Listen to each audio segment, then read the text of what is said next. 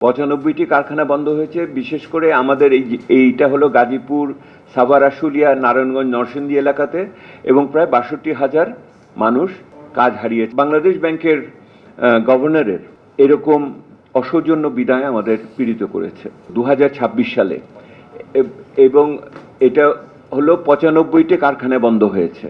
৯৫টি কারখানা বন্ধ হয়েছে। বিশেষ করে আমাদের এইটা হলো গাজীপুর, সাভার, আশুলিয়া, নারায়ণগঞ্জ, নরসিংদী এলাকাতে, এবং প্রায় ৬২,০০০ মানুষ কাজ হারিয়েছে বলে আমাদের হিসাব এটার ক্ষেত্রে এই সময়কালে।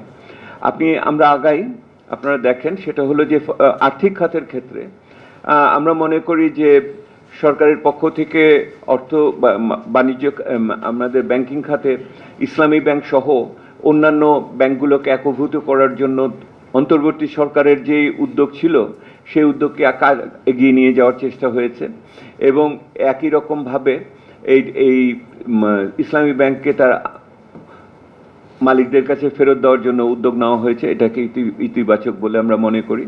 এবং বাংলাদেশ ব্যাংক যে ব্যাংক রেজলিউশন অ্যাক্ট ২২৬, সেইটার অধীনে ৫টি অব্যাংকিং প্রতিষ্ঠানকে বন্ধ করে দেওয়ার সিদ্ধান্ত নেওয়া হয়েছে। এটাকে ঠিক বলে আমরা মনে করি। নন ব্যাংকিং ফাইন্যান্সিয়াল ইনস্টিটিউশনগুলো দেউলিয়া হয়ে গেছিল, এগুলিকে বন্ধ করা এবং আমানতের টাকা ঠিকমতো যারা জমা দিয়েছেন তাদের ফেরত দেওয়ার কথা হচ্ছে। কিন্তু উল্টো দিকে আমরা যে অস্বস্তির জায়গা দেখেছি, বাংলাদেশ ব্যাংকের গভর্নরের এরকম অসৌজন্য বিদায় আমাদের পীড়িত করেছে। এটা একটা অসৌজন্যমূলকভাবে বাংলাদেশ ব্যাংকের গভর্নরকে বিদায় দেওয়া হয়েছে। এটাকে আরও সুন্দরভাবে করা সম্ভব ছিল যদি সরকার পরিবর্তন করতে চায়। মানুষের সম্মান ঠিকমতো রাখা উচিত। মেধা এবং সম্মান এই দুটোকেই আমরা গুরুত্বপূর্ণ বলে মনে করি। একই রকমভাবে বাংলাদেশ ব্যাংকের স্বায়ত্তশাসনের ব্যাপারেও সরকার অত আগ্রহ দেখাচ্ছে না, এবং ইসলামী ব্যাংকের ক্ষেত্রেও এখনও বিভিন্ন ধরনের সমস্যা আমরা দেখছি।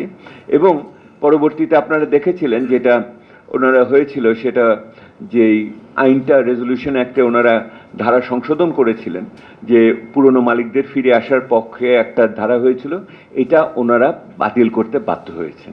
এটা একটা ইতিবাচক বলবেন না নেতিবাচক বলবেন আমি জানি না, কিন্তু আমি এইভাবে দেখি ওনারা একটা ভুল সংশোধন করেছেন।